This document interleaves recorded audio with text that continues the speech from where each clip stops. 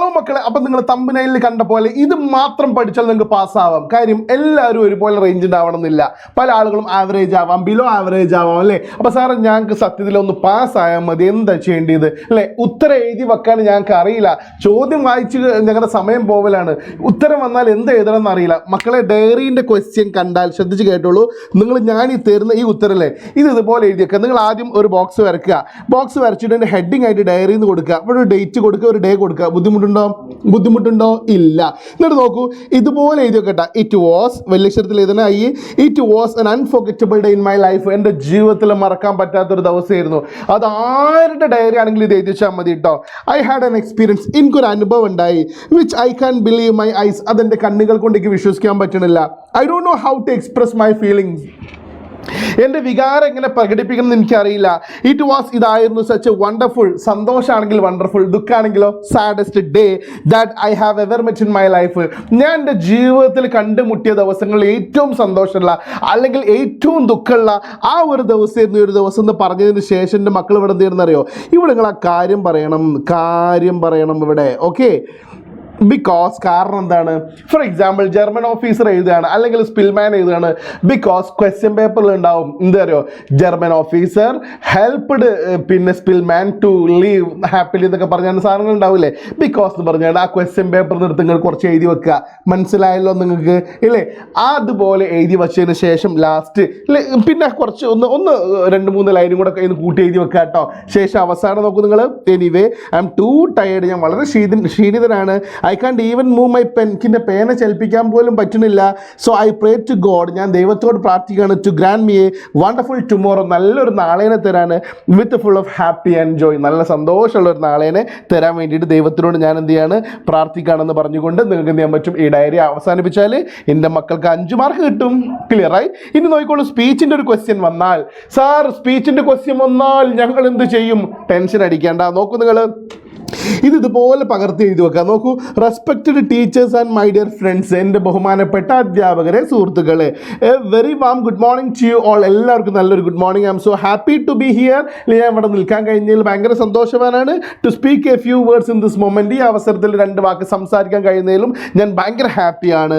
Here in this special occasion, ഈ പ്രത്യേകമായ വേദിയിൽ. ഓക്കെ, ഒക്കേഷൻ എന്ന് പറയുന്നതിൻ്റെ OCCASION പഠിക്കണം കേട്ടോ. ഫസ്റ്റ് ഓഫ് ഓൾ ആദ്യമായിട്ട് I would like to tell thanks to God, ഞാൻ ആദ്യമായിട്ട് ദൈവത്തിന് നന്ദി പറയാണ്. ആൻഡ് ടു ദ ഓർഗനൈസേഷൻ, സംഘാടക സമിതിക്കും, for giving me this opportunity, ഈ ഒരു അവസരം നൽകിയതിന്. എന്തെന്നറിയോ?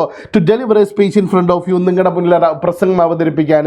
അപ്പം നിങ്ങളുടെ മുന്നിൽ പ്രസംഗം അവതരിപ്പിക്കാൻ അവസരം തന്ന ദൈവത്തിനും സംഘാടക സമിതിക്കും ഞാൻ ആദ്യമായിട്ട് നന്ദി പറയാൻ ആഗ്രഹിക്കുകയാണ്.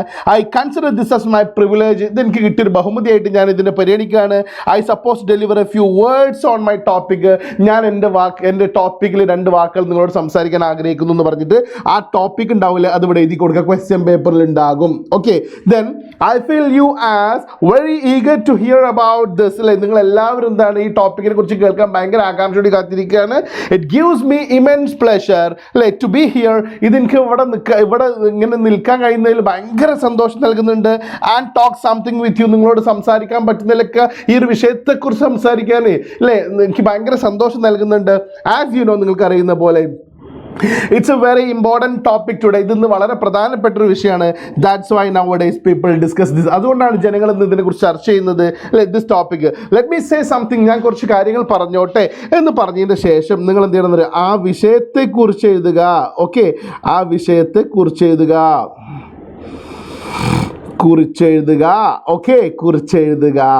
Okay right.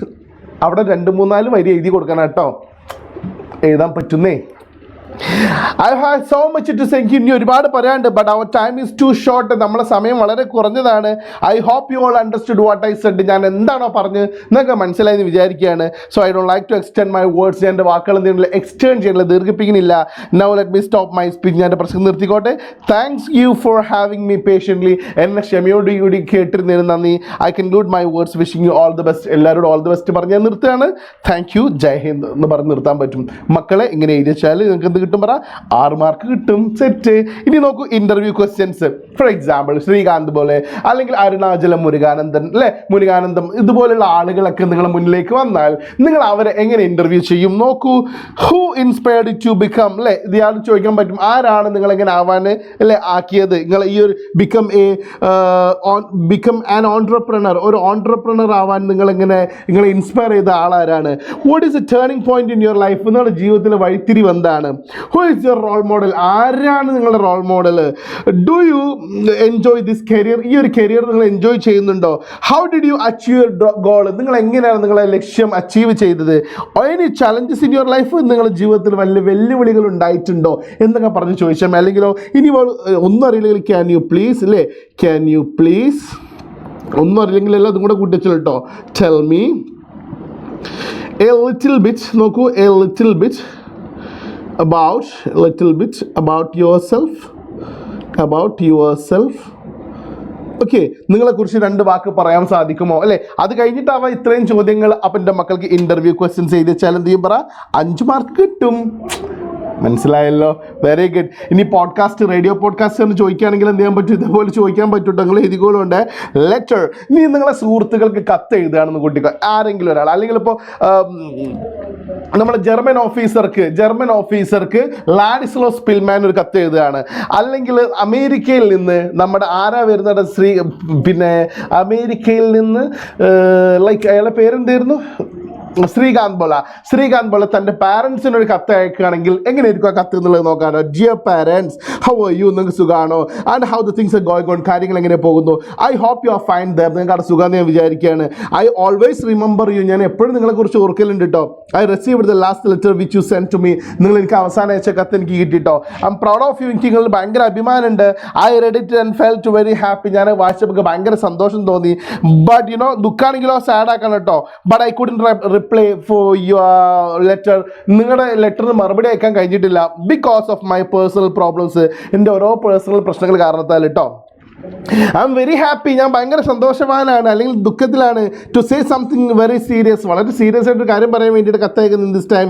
U know that, നിങ്ങൾക്ക് അറിയോ. എന്നിട്ട് ഇവിടെ എന്ത് ചെയ്യണം, ആ ചാപ്റ്ററിൽ പറഞ്ഞ കാര്യം എന്ത് ചെയ്യണം, കാര്യം പറയണം. ഓക്കെ, കാര്യം പറയണം. ക്വസ്റ്റ്യനിൽ എന്താണോ പറഞ്ഞത് അത് ഇവിടെ പറയാം കേട്ടോ.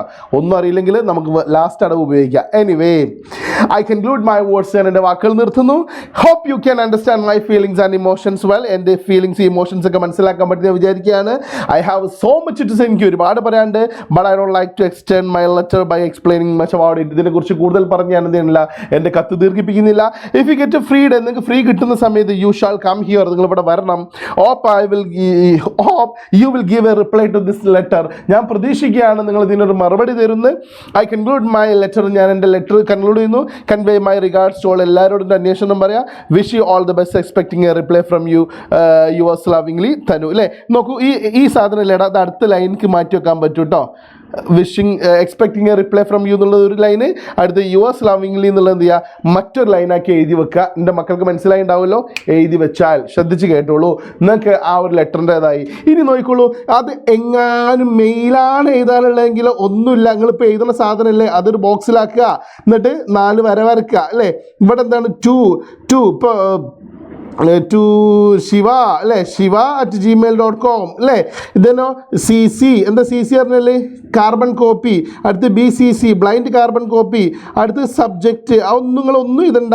ഇതിന് ശേഷങ്ങൾ എന്ത് ചെയ്താൽ മതി, ഇവിടെ നിങ്ങൾ ആ ഡിയർ എന്ന് പറഞ്ഞാൽ ആ സംഗതി എഴുതി കൊടുത്താണ്ട് പരിപാടി കഴിഞ്ഞു. അങ്ങനെയാണ് എന്ത് ചെയ്തത്, അത് മെയിലാക്കി എഴുതൽ എന്നും കൂടെ മനസ്സിലാക്കുക.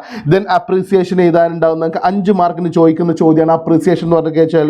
അപ്പോൾ ഇങ്ങനൊരു മെയിൽ വന്നാലും നോക്കിക്കോളൂ, ലെറ്റർ ഓർ മെയിൽ വന്നാലും മക്കൾക്ക് എന്ത് ചെയ്യാൻ പറ്റും, 6 മാർക്കിനുള്ള ഒരു ചോദ്യമാണത്, 6 മാർക്കായി. ഇനി അപ്രീസിയേഷൻ്റെ 5 മാർക്കിൻ്റെ ഒരു ക്വസ്റ്റ്യൻ അല്ലേ, നിങ്ങൾക്ക് അറിയാൻ പറ്റും. ഓണപരീക്ഷയ്ക്ക് ഏത് ചോദ്യം ചോദിക്കുക അല്ലേ, ഫ്രണ്ട്സ് റോമൻസ് കൺട്രിമെൻ എന്ന് പറയുന്ന അപ്രീസിയേഷൻ ആണ് ഇത്തവണ ഓണപരീക്ഷയ്ക്ക് ചോദിക്കാനുള്ള അപ്രീസിയേഷൻ എന്ന് പറയുന്നത്.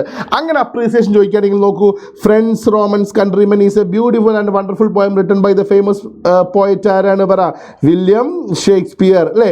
ദ പോയറ്റ് ഹാസ് യൂസ്ഡ് കവി ഉപയോഗിച്ചിട്ടുണ്ട് മെനി തോട്ട്സ്, ഒരുപാട് ചിന്തകൾ and inspiring lines in this poem, ഒരുപാട് പ്രചോദനം നൽകുന്ന വരികളും. So we can shut our eyes against good nature of this poem. ഈ കവിതയുടെ നന്മക്കെതിരെ നമുക്ക് കണ്ടെടുക്കാൻ പറ്റൂല. The language of the poem is highly philosophical in tone.